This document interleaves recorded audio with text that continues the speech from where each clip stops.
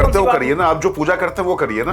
अरे तो वो पूजा को मान लीजिए कोई नहीं करते हो, लेकिन मत करिए। अरे तो उनको भी तो हिंदुओं के साथ दिखाना है। आप तो कह रहे हो उनका वोटिंग। असली खबर ये कमला हैरिस गई। नरेंद्र मोदी और डोनाल्ड ट्रंप दोनों नेशन फर्स्ट वाले हैं। पूरी दुनिया में हिंदू जहां पर है वो इज्जत पा रहे हैं। दिल्ली में नरेंद्र, महाराष्ट्र में देवेंद्र रहेंगे, या देवेंद्र को भी नरेंद्र कहेंगे कि दिल्ली आ जाए? असलियत यह है कि डेमोक्रेट्स के समय में युद्ध ज्यादा हुए पूरी दुनिया में। ट्रांसफॉर्म हो गया पूरा दिल्ली, समझ गया, मैं समझ गया। पूरा लंदन बन गया। अरे राहुल गांधी कहां पार्टी पहुंचा दिए हैं। और अगर बीएचयू में रिजर्वेशन मिल सकता है SC ST OBC को, तो एएमयू में क्यों नहीं मिल सकता? और इनको तो ऐसा ही अस्थमा है, खांसते रहते हो। वैसे मफलर वाला सीजन आ गया है, निकल नहीं रहा होगा नीला वाला मफलर मेरे ख्याल से। नमस्कार, मैं हूं राजकिशोर।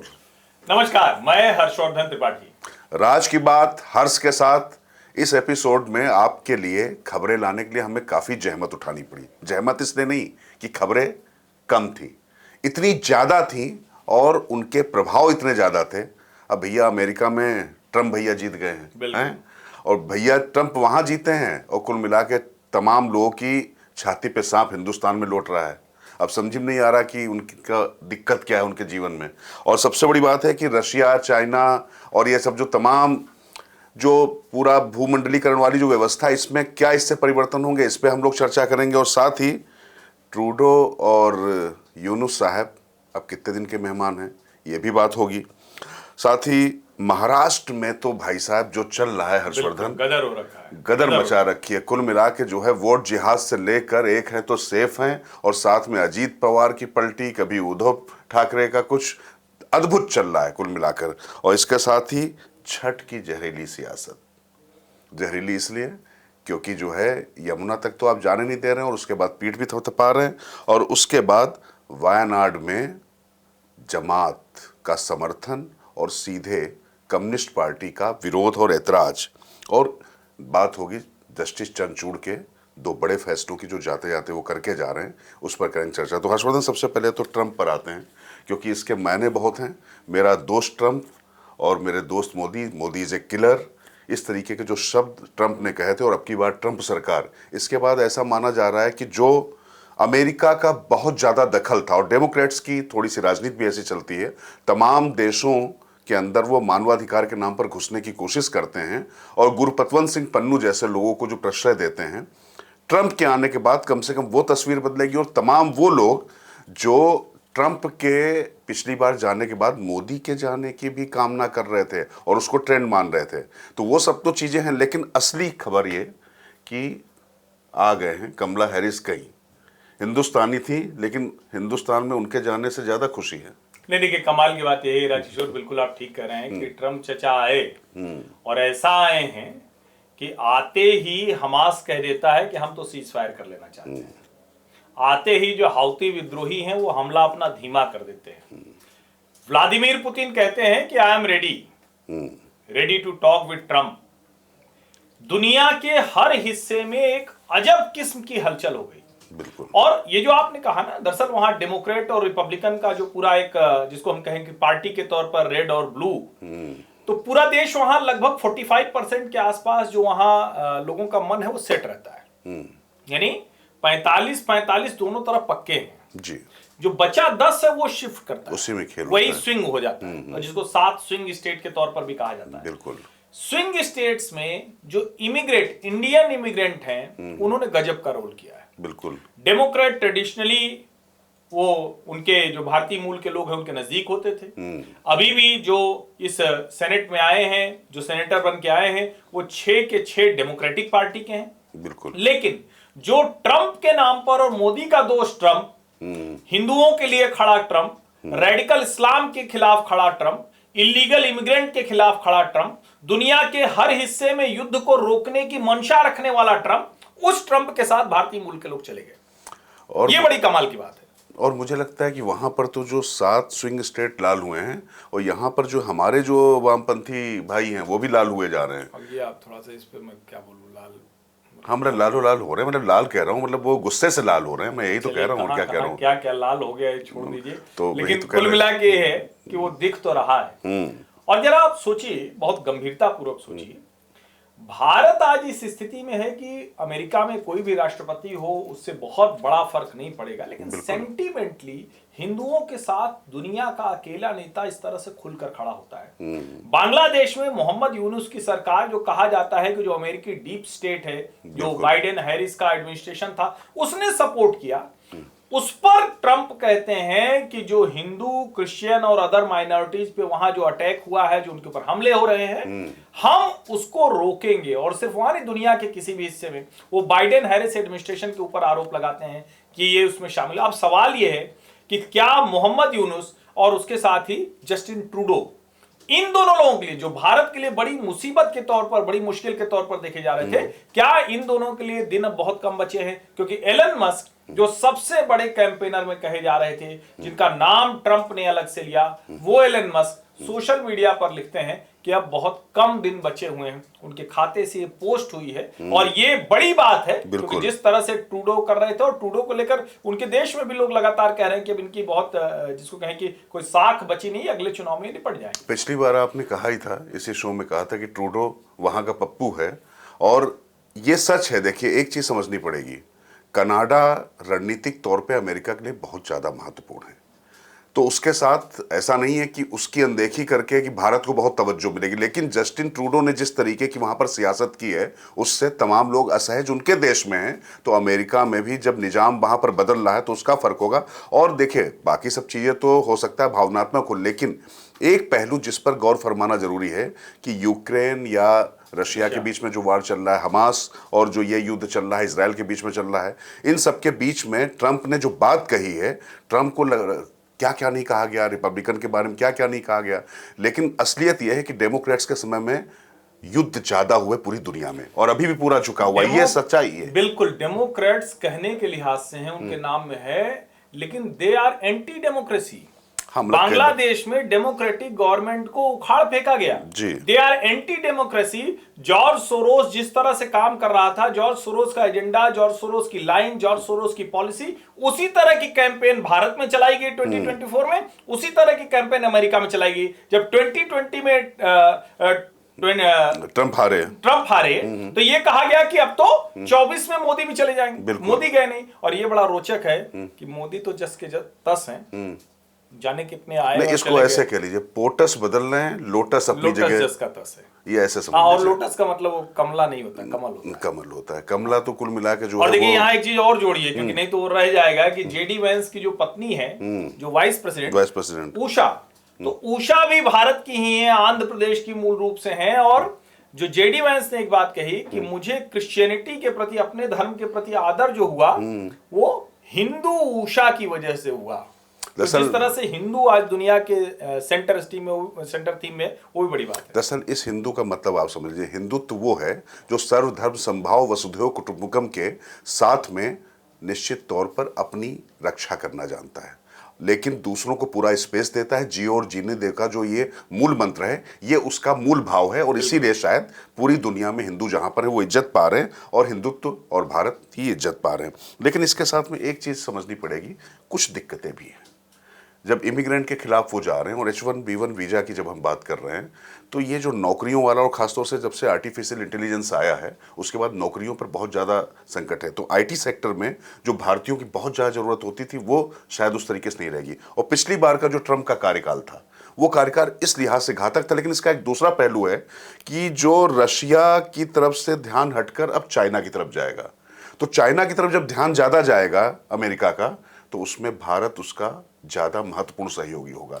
इस समीकरण को कैसे देखते हैं? नहीं, मुझे लगता है, देखिए ये मुश्किल तो है, H1B वीजा कितने मिलेंगे, जो इमिग्रेंट हैं इसको समझना चाहिए। और मैंने लगातार इस मामले में जो विदेश में रहने वाले भारतीय मूल के लोगों से बात की, वो कह रहे, देखिए इलीगल इमिग्रेंट को तो किसी देश को बर्दाश्त नहीं करना चाहिए। बिल्कुल। क्यों? गलत रास्तों से भारत के लोग भी अमेरिका में घुसेंगे, फिर तो हमारे देश में जो रोहिंग्या है, बांग्लादेशी, हमें उनको भी समर्थन करना पड़ेगा। बिल्कुल। तो मुझे लगता है कि इलीगल और लीगल इमिग्रेंट दोनों को फर्क करना पड़ेगा। ये जो हर्षवर्धन कह रहे हैं, इसको थोड़ा समझिएगा। जो बात लोग कह रहे हैं ना, जो अवैध तरीके से गए हैं, जिन्होंने घुसपैठ की है, उनके लिए दिक्कत है। और उनके लिए अगर दिक्कत है, भारत से भी अगर वो अवैध तरीके से गए, तो आप उनके साथ कैसे खड़े होंगे? जब हम मानते हैं कि भैया जब वैध तरीके से जो भी प्रक्रिया है उसका पालन करके, क्योंकि भारतीय जहां भी जिस मुल्क में है वहां पर पूरी भागीदारी कर रहे हैं वहां के विकास में, और उनका बहुत मतलब इसको पॉजिटिव इम्पैक्ट, ये जो है। इलीगल इमिग्रेंट होते हैं इससे, लेकिन देखिए 20 लाख इलीगल इमिग्रेंट थे जब तक ट्रंप की सरकार थी, और अभी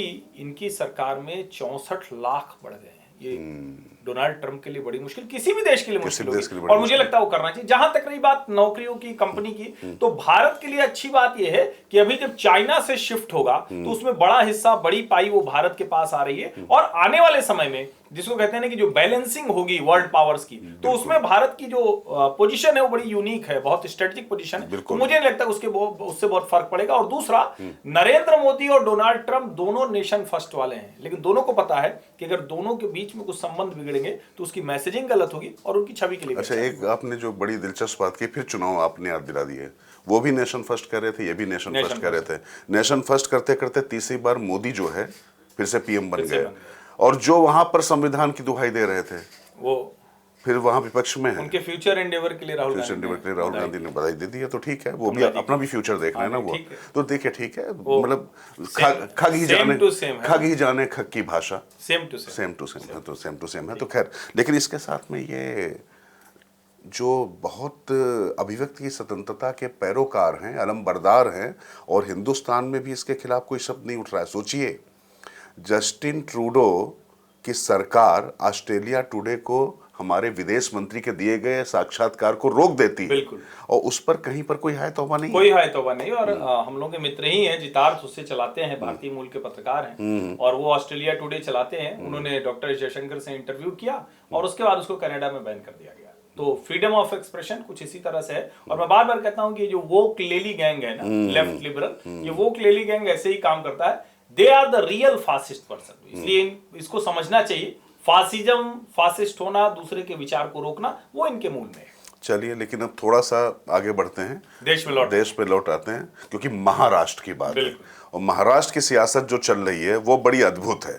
कुल मिला के वहां पर खुलकर वोट जिहाद हो रहा है। लगातार वहां पर तमाम मौलाना फतवे जारी कर रहे हैं, बैठकर कह रहे हैं कि इंडी गठबंधन को जिताइए, और उसके जवाब में योगी आदित्यनाथ कह रहे हैं बटेंगे तो कटेंगे। लेकिन प्रधानमंत्री नरेंद्र मोदी शुक्रवार को जब वहां पर थे तो एक है तो सेफ है का नारा तो दिया हर्षवर्धन उन्होंने, लेकिन इससे ज्यादा महत्वपूर्ण है उन्होंने वो नारे दोहराए। भारत माता की जय जैसे होता है तो वैसे एक है तो सेफ है, मतलब कुल मिला के पूरी तरीके से स्पष्ट हो चुका है कि आप अगर वोटों का ध्रुवीकरण करेंगे तो अब भारतीय जनता पार्टी के पास भी कोई विकल्प नहीं बचता है। वो खुल के खेल रहे हैं। तो नरेंद्र मोदी, अमित शाह, योगी आदित्यनाथ सब पूरी तरह से एकदम जिसको कहते हैं, और इसको मतलब इसको जरा समझने के लिहाज से, स्वतंत्र भारत में मुसलमानों को एकजुट करने की राजनीति को सेकुलर पॉलिटिक्स और हिंदुओं को एकजुट करने की राजनीति को कम्युनल पॉलिटिक्स कहा गया। तो ये जो फ्रॉड सेकुलर नैरेटिव है, नैरेशन है, इसको तो ध्वस्त करना पड़ेगा ना। और मैं फिर कह रहा हूं, हर कोई किसी न किसी समूह को अपनी तरफ आकर्षित करता है। दुनिया के अलग अलग हिस्सों में ब्लैक्स को अपने साथ लेते हैं, व्हाइट्स को अपने साथ लेते हैं, एथनिक ग्रुप्स को अपने साथ लेते हैं। तो अगर आप वो सारी बातें कर रहे हैं तो हिंदुओं को एक करने की बात कहां से कम्युनल हो जाएगी। और मुझे लगता है वो बात अब एक नारे के तौर पर आ गई है, और बहुत सलीके से महाराष्ट्र की राजनीति में, जिसको कहते हैं ना कि थोड़ा चुभ रही है, हिट कर रही है। नहीं, हिट भी कर रही है, और पूरे देश में चूंकि ये हुआ क्यों, ये भी समझिए ना। एक है तो सेफ है, बात कहां से आती है, क्योंकि बांग्लादेश में जो कुछ हो रहा है, जिस तरीके की चीजें हो रही, अच्छा अत्याचार भी हिंदुओं पर हो रहा है। जस्टिन ट्रूडो के देश में भी वहां पर खालिस्तानी जाके जो है मंदिर पर हमला कर रहे हैं, पुलिस वाले जाकर वहां पर हिंदुओं को और बच्चे को किस तरीके से पकड़ के, ऐसे तो कोई आतंकवादी को नहीं पकड़ते दिखाई पड़ा, लेकिन इस तरीके की जो तस्वीरें आती हैं। लेकिन खतरे में जो वाकई है उनको एकजुट करना, उनको तो जातियों में आप बांट दीजिए, जातियों में विभक्त कर दीजिए, उनको आदिवासी बना दीजिए, उनको दलित बना दीजिए, उनको पिछड़ा बना दीजिए, उनको सवर्ण बना दीजिए, फिर सवर्णों में भी तमाम भेद कर दीजिए, फिर दलितों में भी तमाम भेद कर दीजिए, क्षेत्रों के आधार पर बांट दीजिए। लेकिन हिंदुत्व शब्द जो है सांप्रदायिक हो जाता है। जबकि स्वामी विवेकानंद जब कहते थे शिकागो में जाकर, वो गर्व से कहो हम हिंदू कह रहे हैं, पूरी दुनिया को संदेश दे रहे हैं। और उस हिंदुत्व का संदेश जो हमने शुरुआत में कहा था, और जो बात आपने कहा कि अमेरिका के उपराष्ट्रपति अपनी हिंदू पत्नी उषा से मिलने के बाद कहते हैं कि उनको अपने धर्म के प्रति ज्यादा भावना पैदा हुई, उसके प्रति, तो ये वो हिंदुत्व है। इसलिए मुझे लगता है कि ठीक है, राजनीति के बहाने ही सही, लेकिन अब इस पर चर्चा हो रही तो खुलकर होनी चाहिए, क्योंकि हिंदू या हिंदुत्व नाम लेते ही जिस तरीके से सांप्रदायिक आपको घोषित कर दिया जाता था, ये चलेगा नहीं। ये फ्रॉड सेक्युलरिज्म अब इस देश में नहीं चल सकता है और दुनिया में कहीं चलना भी नहीं चाहिए हर्षवर्धन। लेकिन इसके साथ में कुछ पलटियां भी बहुत मारी जा रही हैं। योगी आदित्यनाथ से एनडीए में, मतलब जो खासतौर से जो महायुति हैं, वो थोड़ा परेशान हो गए। अजीत पवार, पिछली बार आपने कहा था, पूछा था कि राजकिशोर ये अजीत पवार का क्या चल रहा, तो मैंने कहा था कि भैया वो तो जो है, मुझे लग रहा है कि खुद को मजबूत करके और मुसलमानों का वोट लेना चाहते हैं, लेकिन अभी तो कुछ ज्यादा ही वो परेशान हो गए हैं। नहीं, परेशान तो हो गए, देखिए कह रहे हैं कि हमारे प्रदेश में नहीं चलेगा, कह रहे बाहर से आके लोग बांट रहे हैं। बहस का इंडोनेशिया से आ गया, सीधा निशाना योगी आदित्यनाथ है। जो बटोगे तो कटोगे कह रहे हैं। लेकिन इसको अगर आप दूसरी तरह से देखें ना, तो अजीत पवार के लिए एग्जिस्टेंशियल क्राइसिस, जो लोकसभा चुनाव 2024 रहा, उसमें एनडीए के प्रदर्शन के बहुत खराब होने की बड़ी वजह अजीत पवार है। हाँ। अगर चाचा के साथ अभी भी वो कमजोर पड़ जाते हैं लड़ाई में, तो ये उनके लिए चिंता की बात है। और जिस तरह से मुस्लिम कॉन्स्टिट्यूंसी, और देखिए दो जो कॉन्स्टिट्यूंसी है ना, अणुशक्ति नगर और मानखुर शिवाजी, ये जो बाप बेटी की कॉन्स्टिट्यूंसी, ये बहुत कुछ तय करने जा रही है। अच्छा, दोनों जगह सपा से मुकाबला है, दोनों जगह सपा से मुकाबला है। ये भी कमाल की बात है। ये वहां एक जिसको कहते हैं ना कि एक सपा से ही है और एक सपा से आकर उसको टिकट दे दिया शरद पवार ने, तो ये अच्छा रोचक है। लेकिन इससे बहुत सी चीजें तय होंगी। और अजीत पवार जहां पर खड़े, उनको ये भी लग रहा है कि कहीं महायुति में एकनाथ शिंदे और भारतीय जनता पार्टी वो अकेले ही 145 प्लस हो गए हैं, जो मेरा मानना है कि हो जाएगा। तो उनको लगता है कि अपनी ताकत इतनी बड़ी होनी चाहिए कि वो जो चुनाव परिणाम के बाद सरकार बने, तो डिप्टी सीएम वाला मामला बना रहे। हाँ, वो तो है, लेकिन मुझे लगता है कि ज्यादा महत्वपूर्ण अभी भी लोगों के दिमाग में एक चीज है कि भाई ज्यादा सीटें जीतने के बाद भी सीएम भारतीय जनता पार्टी का होगा या बिहार मॉडल ही चला के रखेगा केंद्रीय नेतृत्व। तो ये देखने वाली मुझे लगता है कि बिहार मॉडल नहीं चलेगा अगर उस तरह का परिणाम होगा। अगर 2014 भारतीय जनता पार्टी के लिए हुआ, तो यकीन मानिए मुख्यमंत्री फिर भारतीय जनता पार्टी का ही होगा। मतलब देवेंद्र फडणवीस का फिर निश्चित तौर पर, और देवेंद्र फडणवीस से शानदार नेता कोई महाराष्ट्र नहीं। पर एक मैं आपको बताऊं, कल कुछ लोगों से चर्चा हो रही थी, उन्होंने कहा कि नहीं, देवेंद्र फडणवीस के चेहरा बनने से भारतीय जनता पार्टी को सबसे ज्यादा नुकसान हुआ। इसका उल्टा, क्योंकि मराठा जो आंदोलन, मराठा और दलित कभी एक साथ नहीं थे, लेकिन देवेंद्र फडणवीस के आने के बाद से, चूंकि ब्राह्मण वहां सिर्फ 4% के करीब ही हैं, 5% के करीब है, तो उसके बाद मराठा और दलित एक हो गए और ये भारतीय जनता पार्टी को नुकसान हुआ। एक ये थ्योरी भी दी जा रही है। नहीं, वो कहा जाता है, लेकिन फिर भी उसके बावजूद 122 से 105 ही भारतीय जनता पार्टी आई। 14 में 122 से 105 आई 2019 में। तो ऐसा नहीं है कि वो बहुत उसका कोई दुष्प्रभाव। हाँ, एक राजनीति होती है जातीय तौर पर, और अब दोनों ही चीज होती है। एक मतलब या तो मुख्यमंत्री बनेंगे या राष्ट्रीय अध्यक्ष बनेंगे, क्या बनेंगे, दोनों चीजें चल रही है। मतलब कुल मिला के जो है देवेंद्र जो है ना, वो रहेंगे प्रमुख भूमिका में, ये बिल्कुल तय मानकर चलिए। देश में, दिल्ली में नरेंद्र और महाराष्ट्र में देवेंद्र रहेंगे, या देवेंद्र को भी नरेंद्र कहेंगे कि दिल्ली आ जाए। हाँ, मतलब नरेंद्र और देवेंद्र की बात है, ये पकड़ लीजिए, बात पकड़ के, ये राज की बात है, बड़े हर्ष के साथ उन्होंने कह दी है, लेकिन इसको पकड़ के रखिएगा आप। अब थोड़ा आगे बढ़ लेते हैं। तो जिस यमुना को साफ रखने की जिम्मेदारी थी, वहां पर लोग अपना पर्व नहीं मना पा रहे हैं और अपनी पीठ थपथपा के दावा किया जा रहा है कि भाई पहले सिर्फ जो है 1400 या कुछ ऐसे व्यवस्था की जाती थी, अब इस बार जो है 1800 जगहों पर ऐसी व्यवस्था कर दी गई है। तो आप सोचिए कि कुल मिला के अपनी असफलता पर भी किस तरीके से जो है अपनी पीठ ठोकी जाती है। ये तो इन लोगों से सीखने वाला है। नहीं, सीखने वाला क्या है, अगर मतलब आप कहते हैं ना कि शर्म लगने से लगती है। हाँ, महसूस करिए। अगर महसूस नहीं हो रही तो फिर शर्म और सर्दी तो ऐसे ही है, लगेगी नहीं फिर तो। फिर नहीं, सर्दी तो फिर भी लग जाएगी, लेकिन शर्म तो आपको तब लगेगी जब आंखों में पानी होगा। और यहाँ यमुना का ही पानी खराब कर दिया। सर्दी नहीं लगती है, लंदन में सर्दी लगती है, यहाँ बर्फ गिरी हुई है चारों तरफ, यहाँ सर्दी नहीं लगती है। सही कह रहे हैं आप समझिए, पूरा लंदन बन गया ना, लंदन बन गया, ट्रांसफॉर्म हो गया पूरा दिल्ली। समझ गया, मैं समझ गया, पूरा लंदन बन गया। तो सर्दी और शर्म दोनों नहीं लगती दिल्ली में। बिल्कुल बिल्कुल। और सबसे बड़ी जो बात है, घाट होते कहाँ है भैया? घाट होते हैं नदी में। नदी में गंदगी, नदी में बैरिकेडिंग, नदी में पुलिस लगाकर और उसके बाद उसके किनारे घाट बनाना, ये कौन सा पूजा करने का तरीका? और हमारा जो छठ का पवित्र त्योहार है, ये इसीलिए था कि हम अपनी नदियों को, अपने पानी को, अपना एक तरह से प्रकृति की पूजा का पर्व है ये। सूर्य को, उगते सूर्य और डूबते सूर्य को ये जो अर्घ देने का पर्व है, ये अद्भुत है। हालांकि इसका एक दूसरा पहलू है, मैं उस पर बहुत ज्यादा नहीं टिप्पणी करता हूं कि वो उन्होंने सूप अपने हाथ में ले लिया, क्या छठ व्रती। क्योंकि देखिए, जिसने उस तरह से किया ही नहीं, उसको क्या पता। ये तो आयोजकों की गलती है ना कि आपने राजनीतिक लाभ के लिए मुख्यमंत्री के हाथ में क्या पकड़ा दिया या किसके हाथ में क्या पकड़ा दिया।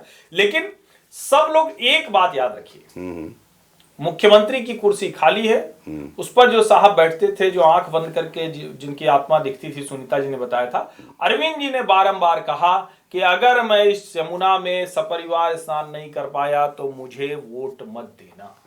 बस अरविंद जी की बात पे आप ध्यान दीजिए। बाकी छठ पर्व बहुत अच्छे से मनाया जा रहा है, देश भर में मनाया जा रहा है, दुनिया भर में मनाया जा रहा है। हम प्रकृति के उपासक लोग हैं, लेकिन हम लोगों को भी थोड़ा सोचना पड़ेगा कि क्या सचमुच हम प्रकृति की उपासना करते हैं क्या, या ऐसे त्योहारों पर कोई छत पे बना लेता है, कोई सोसाइटी के पूल में कर ले रहा है। उत्साह बहुत अच्छा है, बहुत अच्छा भी लगता है, लेकिन क्या हम अपने आसपास नदियों को इतना स्वच्छ नहीं बना सकते हैं? ये भी एक बड़ा सवाल है। देखिए, ये आप मानकर चलिए कि जिस तरीके से आपको अपने पर्व मनाने से कोई भी सरकार, कोई भी रोक नहीं सकता है, वो एक जैसे संस्कृत की धारा है, वो पूरी तरीके से अविरल है, वो निर्मल बहती चली आ रही है। लेकिन जिन लोगों ने नदियों को इस तरीके से दूषित कर दिया है, उसको इस लायक नहीं रखा कि उसके किनारे खड़ा हुआ जा सके, उनकी धारा जरूर रुकनी चाहिए। मुझे लगता है ये स्पष्ट संदेश है, और मुझे लगता है ये संदेश सिर्फ दिल्ली सरकार नहीं, बड़ी वाली दिल्ली सरकार तक भी जाना चाहिए। और बाकी मैं हर्षवर्धन आपकी बात से सहमत नहीं हूँ। मुझे लगता है कि जब आप कहीं पर गए हैं, साधना और आराधना जो होती है वो बिल्कुल जैसे होनी चाहिए वैसे होनी चाहिए। और जब व्रती ही अपने हाथ में सूप लेता है तो उस तरीके से जाकर वो पाखंड, आप तो पूरी तरीके से वैसे ही नास्तिक हैं, और उसके बाद आप वहाँ पर जाकर, जाने से कोई आपत्ति नहीं, आप जाइए वहाँ पर उस पूरा लोक पर्व का आनंद लीजिए। लेकिन जब उनके बीच में जाकर आप ये सब करते दिखाई पड़ते हैं तो फुहाड़ दिखाई पड़ते हैं, पाखंड दिखाई पड़ता है मुझको। और मैं धर्मेंद्र प्रधान का भी नाम लूंगा, वो भी शिक्षा मंत्री भी जो है वो भी सूप लेके खड़े हो गए। राजनेता तो ऐसी जगहों पर जाते हैं, और कई बार जब आप उन चीजों को, उसको जिसको कहते हैं जी नहीं रहे हैं, उसको व्यवहार में नहीं ले रहे, तो आपसे नहीं हो पाएगा। तो मेरा ये मानना है कि दोनों का, वो आयोजकों का भी है और नेताओं को भी जरा सोचना चाहिए। जरूरी नहीं कि हर फोटो, हर फ्रेम आए, अरे भाई जाइए आप प्रणाम कीजिए, वहां बैठ जाइए, दूसरे लोगों को करें पूजा, ये भी अच्छा है। इसका बहुत बड़ा उदाहरण है कि प्रधानमंत्री नरेंद्र मोदी जब कहीं पर कैसे इसी स्थल पर जाते हैं तो वहाँ का जो प्रोटोकॉल है, जो वहाँ के नियम है, चाहे वो दक्षिण के मंदिरों चाहे जहाँ पे हो, वो कोट के ऊपर जनेऊ नहीं पहनते हैं, वो ऐसे करके माला नहीं फेंक देते हैं। लेकिन अब इसका तो यही है ना भाई, जो व्यवहार में रहेगा वही ना सही से। तो मैं कह रहा क्यों करने की जरूरत है? अरे क्यों नहीं करने की जरूरत है? वो ना करेंगे तो आप राहुल गांधी को जाने क्या क्या कह देते, तो बेचारे किसी मुद्रा में बैठ जाते हैं। उसके बाद आप अच्छे से पालथी नहीं, उस तरह से नहीं बैठ पाते भाई। आप ये गजब राजकिशोर जी आप मतलब आप किसी को मतलब ऐसे तो गड़बड़ हो जाएगा। तो आप राजनीति करिए, आस्था के साथ क्यों कर रहे हैं? मतलब आप कहते हैं कि धर्म को राजनीति में मत लाइए। अच्छा ये बताइए, मोदी जी को अच्छे से पूजा करना आता है तो बस वही करें, दूसरे नेता करें ही ना। नहीं, तो आप जो करते हो करिए ना, आप जो पूजा करते हैं वो करिए ना। अरे तो वो पूजा को मान लीजिए कोई नहीं करते हो, लेकिन तो मत करिए। अरे तो उनको भी तो हिंदुओं के साथ दिखाना है, आप तो कह रहे हैं उनका वोटिंग नहीं है। अरे आप ये बताइए, नंबूद्रीपाद जो थे वो कम्युनिस्ट थे, और नंबूद्रीपाद वहां के बड़े उच्च कुलीन ब्राह्मण माने जाते हैं, सारे मंदिरों में उन्हीं की नियुक्ति होती है केरल में। लेकिन वो कम्युनिस्ट थे, वो अपनी विचारधारा के साथ रहे, वहां मुख्यमंत्री रहे।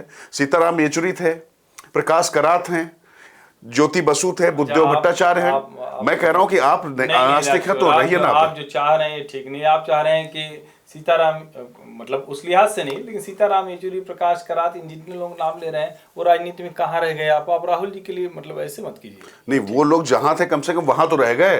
राहुल गांधी कहाँ पार्टी पहुंचा दिए?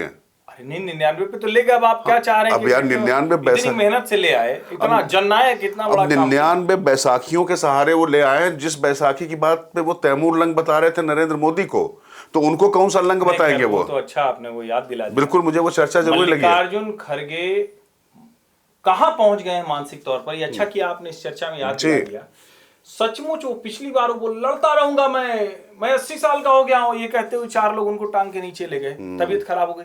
कितना जहर खड़गे जी के मन में भर गया। और मैं फिर कहता हूं, खड़गे जी से सहानुभूति रखिए, खड़गे जी के मन में जहर नहीं है। ये राहुल गांधी का दबाव है कि आपको मोदी के खिलाफ, हिंदू के खिलाफ, सनातन के खिलाफ। सोचिए वो बोल गए कि मोदी सत्ता में आ जाएगा तो सनातन बड़ा ताकतवर हो जाएगा, तो वहां तक चले गए। तो मुझे लगता है कि आपने जो बात कही इसको थोड़ा समझने की जरूरत है। तैमूर लंग, मुझे नहीं लगता कि सिर्फ ऐसे ही वो कह गए। जानते क्यों कहा है उन्होंने? तैमूर लंग का अपना एक इतिहास है। एक पैर उसका था नहीं, हत्यारा, बर्बर, निर्मम, ना उसने स्त्रियों को छोड़ा, ना पुरुषों को छोड़ा, ना बच्चों को छोड़ा, किसी को नहीं छोड़ा। वो ये बताने की कोशिश है कि अगर मोदी आएंगे तो अब आपके साथ इस तरीके का व्यवहार करेंगे। तो इस तरीके की जो तुलनाएं उपमाएं, क्योंकि यहाँ पर बाबर की उपमाएं होती थी और तमाम चीजें होती थी, तैमूर लंग का प्रयोग नया प्रयोग आया है। तो ये जो वोट जिहाद की श्रेणी में एक जो नया प्रयोग है, इसको हर्षवर्धन मानकर चलिए उस तरीके का, ये सिर्फ नीतीश और चंद्रबाबू नायडू के रहने से नहीं हो गया है, ये खतरनाक प्रयोग किया गया है। और मैं फिर इसीलिए आपसे कह रहा हूं, तमाम ऐसे नेता हैं, तमाम राजनीतिक दलों में हैं जो किसी भी तरीके एथिस्ट है। और मुझे लगता है कि चारवाक अगर जो बात कहते थे, हम तो उनको भी ऋषि कह देते हैं, हम कौन सा उनके खिलाफ पीछे भागे चले जा रहे हैं। तो ऐसी स्थिति में आप कम से कम पाखंड करके हमारी आस्थाओं का मखौल मत उड़ाइए। इससे मैं हर्षवर्धन, मेरा अपना मानना है, बाकी आप अपने मत के लिए स्वतंत्र हैं। मखौल बिल्कुल नहीं, लेकिन अब उसमें होता है राजनीति में सब इतना कुछ हो रहा है, तो अब ये भी मुझे लगता है ना, या तो एकदम से आपको फिर कोई रेड लाइन खींचनी पड़ेगी कि कोई भी नेता इस तरह के आयोजन में ऐसा करता हुआ न दिखे, किसी एक पर उस तरह से टारगेट करना। ठीक है, दिल्ली वालों के लिए अरविंद जी अगर नहीं नहाए यमुना में तो वोट मत देना, ये अरविंद जी ने कहा, मैं नहीं कह रहा हूँ, मैं क्यों कहूँगा। हाँ, वीरेंद्र सचदेवा तो चले गए थे हॉस्पिटल में, और इनको तो ऐसा ही अस्थमा है, खांसते रहते हो। वैसे मफलर वाला सीजन आ गया है, निकल नहीं रहा होगा नीला वाला मफलर मेरे ख्याल से। तो ठीक हो गया, ठीक हो गया, इसीलिए यमुना में नहीं नहाएंगे, वरना वो दिक्कत फिर से शुरू हो जाएगी। अच्छा चलिए, खैर, लेकिन इसके साथ में अब चूंकि वामपंथियों की बहुत बात हो गई थी, वायनाड में प्रियंका गांधी चुनाव लड़ने गई हैं और वो जमात का समर्थन ले रही। उस जमात का समर्थन, ये जमात बांग्लादेश से जुड़ी हुई, ध्यान रखिएगा आप, जम्मू कश्मीर में भी काफ़ी कुछ इन्होंने उपद्रव किया था। वो जमात जिसको वहाँ की कम्युनिस्ट पार्टी और जो इंडी गठबंधन में उनके सहयोगी हैं, पिनराई विजयन कह रहे हैं कि जिसका लोकतंत्र और लोकतांत्रिक मूल्यों पर भरोसा नहीं है, प्रियंका गांधी उसका समर्थन ले रही, उनसे दूरी बनाकर रखनी चाहिए थी। और भारतीय जनता पार्टी ने तुरंत कह दिया कि कांग्रेस आज की तारीख में एक नई मुस्लिम लीग बन गई है। उपमाएं भी तैमूर लंग जैसी वो लेकर आती। मुझे लगता है कि ये चीज़ें लगातार चस्पा होती जा रही हैं, और जिस तरीके से महाराष्ट्र में जगह जगह उलेमाओं की, मौलानाओं की मजलिसें हो रही हैं और तकरीरें हो रही हैं, इसके साथ में कहा जा रहा है कि इंडी गठबंधन को ही महाअगाड़ी एमवीए के प्रत्याशी को वोट दिया जाए। तो ये खतरनाक राजनीति जा रही है। मुस्लिम लीग तो छोटी थी, तब कांग्रेस मुस्लिम लीग के खिलाफ खड़ी होती थी, लेकिन क्या मुस्लिम लीग वाली राजनीति जो कर रही है कांग्रेस, ये कांग्रेस के लिए कितना खतरनाक, मेरे लिए चिंता की बात नहीं, लेकिन देश के लिए खतरनाक है। हर्षवर्धन नहीं, राजशोर, मुझे लगता है कि कांग्रेस पार्टी को अगर मुसलमानों के एकजुट वोट मिल रहे हैं तो ये उनका कौशल है भाई। उन्होंने साबित किया है, गाजा के मामले पर जितनी चिंता प्रियंका ने जताई, सोनिया जी ने जैसे आर्टिकल लिखा, जैसे राहुल गांधी कहते हैं, तो मुझे लगता है कि ये उन्होंने साबित किया है। किसी भी एक मतदाता समूह के सामने जब कोई पार्टी, कोई नेता खुद को साबित करता है, तब वो इस तरह से होता है। छिटक गए थे सब, अब फिर से वो राहुल गांधी जी को अपना सबसे बड़ा नेता मान रहे हैं। और सोचिए क्या स्थिति आ गई है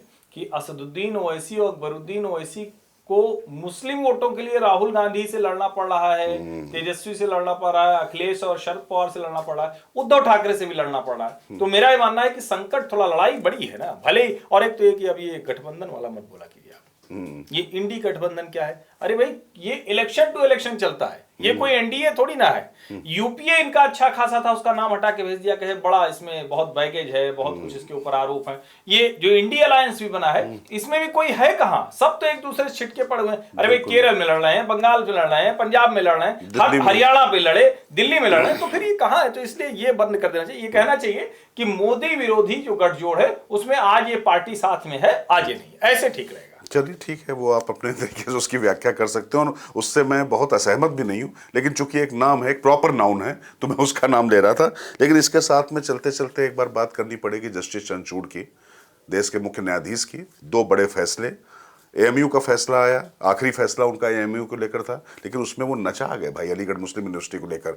फरवरी में फैसला कर लिया था, 7 जजों की संवैधानिक जो बेंच थी उसने फैसला कर लिया था, और जाते जाते उसमें 4-3 से पुरानी स्थिति बहाल कर गए और बोले अब 3 जजों की संवैधानिक बेंच फिर से वो करेगी। तो ये फंसाने की जरूरत क्या थी? ये क्या किया है हर्षवर्धन? पता नहीं, अब वो मतलब दबाव में ज्यादा हो गई, उसके दबाव में आ गए, या अपनी छवि के लिए कुछ पॉइंट्स, पता नहीं। मतलब जस्टिस चंद्रचूड़, उनके कई निर्णयों से, कई चीजों से हम असहमत होते हैं, और क्योंकि सर्वोच्च न्यायालय ही हमें अधिकार देता है कि हम उसकी आलोचना कर सकें, सब कुछ कर सकें, लेकिन उनके इंटेंट पर मुझे शक कभी नहीं होता है। कभी भी ये नहीं लगता कि चंद्रचूड़ इसलिए कर रहे हैं। अब ये वाला निर्णय तो विचित्र है ना कि आपने वो अल्पसंख्यक का दर्जा बहाल कर दिया। अरे भाई, क्लैरिटी के साथ बात कीजिए। और अगर बीएचयू में रिजर्वेशन मिल सकता है SC ST OBC को, तो एमयू में क्यों नहीं मिल सकता? बिल्कुल। और अक्सर तो आप करते रहते हो कि मुस्लिम दलित, मुस्लिम यादव, मुस्लिम पिछड़ा, राजनीतिक समीकरण में तो आपको चाहिए हिंदू में से दलित, ओबीसी सब, लेकिन जब आपको एडमिशन देना है, पढ़ने के लिए जगह देनी है, तो आपको रिजर्वेशन नहीं देना है। तो ये तो बड़ा खतरनाक है ये, मतलब किसी भी स्थिति में। लेकिन जस्टिस चंद्रचूड़ साहब मतलब एकदम फुल नहीं, मैं वही कह रहा हूँ कि कुल मिला के वो जो है जस्टिस चंद्रचूड़ ने फरवरी में फैसला ले लिया था, और अब लाने का मतलब साफ साफ नजर आ रहा है, इसमें कुछ कहने को नहीं है कि आप अपने कार्यकाल में इस फैसले को नहीं देना चाहते थे, आप बचना चाहते थे, क्योंकि जाहिर तौर पर तमाम तथ्य और चीजें ऐसी होंगी, और ये फैसला भी 4-3 से आया है, 4-3 से, और निश्चित तौर पर अब कहा गया है कि आप बताइए कि आपको क्यों ये स्टेटस रहे, तो अब वो खैर पुराने कागज पत्र निकाले जाए। 3 वाले मतलब 7 वाले नहीं कर पाए, तो 3 वाले क्या करेंगे? हाँ, मुझे लगता है क्योंकि उनको मालूम है कि इसकी असलियत क्या है, और बाकी इसका जो फैसला आएगा, आप मानकर चलिए हर्षवर्धन, वो निश्चित तौर पे मुझे लगता है गणेश जी की आर्थिक बात कुछ ज्यादा ही जो है वो दबाव में आ गया है। थोड़ा डिबेट होनी चाहिए, आर्टिकल 30 पे भी होनी चाहिए, ये जो अल्पसंख्यक शैक्षणिक संस्थान है, अल्पसंख्यक दर्जे वाले, इस पर भी जरा चर्चा होनी चाहिए। बिल्कुल।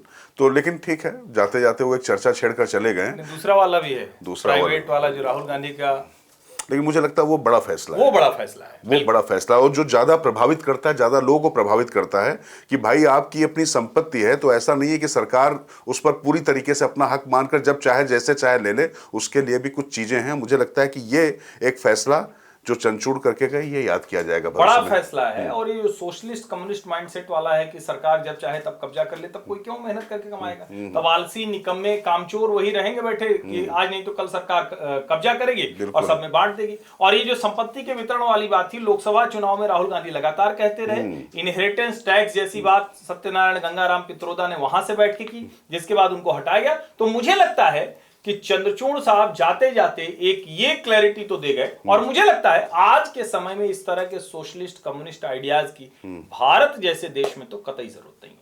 और नहीं, मुझे लगता है कि धीरे धीरे ये तो बिल्कुल स्पष्ट हो चुका है कि दुनिया में भी कहीं पर भी ये बड़ा फैंसी विचार है, जो व्यवहारिक नहीं है, और बल्कि इससे देखा गया है कि चाहे चाइना हो, चाहे रशिया हो, आपने देखा कि कैसे इस सोशलिस्ट विचारधारा के नाम पे लोगों का दमन ही हुआ है, लोगों के अधिकार ही छीने गए हैं। और आपने वो दौर भी देखा होगा कि जब लेनिनग्राद को फिर से सेंट पीटर्सबर्ग किया गया, तो लेनिन की सबसे ऊंची प्रतिमा किस तरीके से गिराई गई थी, उसको खंड खंड किया गया था। तो ये नहीं भूलना चाहिए। मुझे लगता है कि उसी तरीके से ये जो परिकल्पना है वो भी टूट रही है, और इसको टूटना इसलिए आवश्यक है क्योंकि आप अपने पुरुषार्थ से, अपने परिश्रम से, अपनी नीति से, अपनी एकजुटता से चीजें जो हासिल कर रहे हैं, उसमें सरकार का काम यह है कि उस पे आपके लिए फैसिलिटेट करे, बिल्कुल आपको सुविधाएं दें, आपको हतोत्साहित करना नहीं। उद्यम का सम्मान अगर नहीं होगा तब तो फिर बड़ी मुश्किल हो जाएगी। ना कोई उद्यम करके कुछ कर रहा है, दूसरा बैठा वो चलो आ जाने तो हम भी बांट के ले लेंगे, तो ये तो मूल विचार के खिलाफ है। ये तो किसी भी समाज के प्रोग्रेसिव होने, आगे बढ़ने के रास्ते में बांधा है। और इसीलिए मुझे लगता है कि जो सोशलिस्ट कम्युनिस्ट आइडिया है, इसका टाइम चला गया है। बिल्कुल हर्षवर्धन, और देखिए अगर आपके पास होगा नहीं तो आप देंगे क्या? बिल्कुल। अब अगर आप ये योजनाएं दे रहे हैं कि आप गरीबों वंचितों को दे रहे हैं, तो आप तभी दे पाएंगे ना जब आपके पास होगा। तो उसके लिए आपको समान अवसर देने पड़ेंगे, और लोगों को हतोत्साहित करने की जरूरत नहीं। आप कई बार तो ऐसा लगता है नेताओं से बात करके कि जैसे कोई व्यक्ति अमीर हो गया, उसने पैसा कमा लिया, तो वो उसने बहुत बड़ा क्राइम कर दिया, अभिशाप हो गया। ये नहीं, अगर इस तरीके की चीजें होंगी, हाँ, वितरण ठीक तरीके से जाए, नीचे तक सब लोग समृद्ध हों और सबके लिए ये चीजें हों, लेकिन ये कहने से नहीं होगा। उसके लिए आपको एक व्यवस्था बनानी पड़ेगी, और निश्चित तौर पर जो उद्यम कर रहा है उसका सम्मान करना होगा। मुझे लगता है इस उद्यम के साथ में ही हम अपना उद्यम अब समाप्त करते हैं हर्षवर्धन, और अगले हफ्ते फिर होगी मुलाकात। लेकिन फिलहाल इस पर आप लोग थोड़ा कमेंट करते रहें, और बाकी एक सीरीज बुलंद भारत टीवी पे जरूर लाने जा रहे हैं हम लोग, फ्रीडम एट मिडनाइट हर्षवर्धन। तो मुझे लगता है कि उसको शुभकामनाएं, देखिए जरूर, प्रतिक्रिया भी दीजिए, साझा कीजिए। बहुत बहुत धन्यवाद। नमस्कार।